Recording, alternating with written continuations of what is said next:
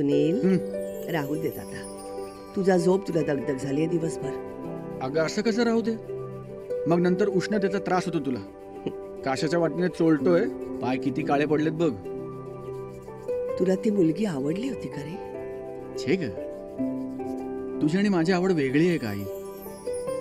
तसं नाही रे, पण लोक बोलतात, म्हणतात ही बाई अजून मुलाचं लग्न लावून देत नाही.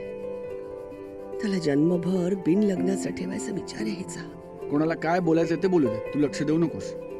आणि हो म्हणू, ठेवायचं बिन लग्नाचा मुलाला. मला काही फरक पडत नाही माझं लग्न झालं नाही तर. तू आहेस की माझ्या बरोबर. तसं नसतं रे. माझ्या मनासारखी मुलगी मिळाली ना की लावणारच आहे मी तुझं लग्न. फक्त मुलगी मनासारखी मिळायला हवी. मिलिंदनं काय मला न विचारताच त्या पूजाला घरात आणली. बघतोयस ना कशी आहे ती. आई चांगली आहे की पूजा वहिनी. तिचे आई वडील बघितलेस ना, कधी मानपान नाही, कधी सणवार नाही. पण आपल्याला काय करायचं तिच्या आईवडिलांबरोबर? अनिलने तर हट्टानं केलं लग्न त्या संगीताशी. वळण नाही रे त्या मुलीला.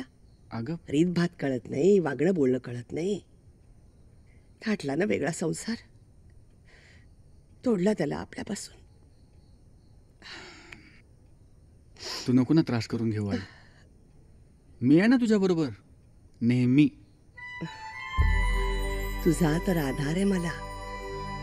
माझा विश्वास कधी तोडू नकोस सुनील. खरंच सांगते, संपून जाईल बघ मी.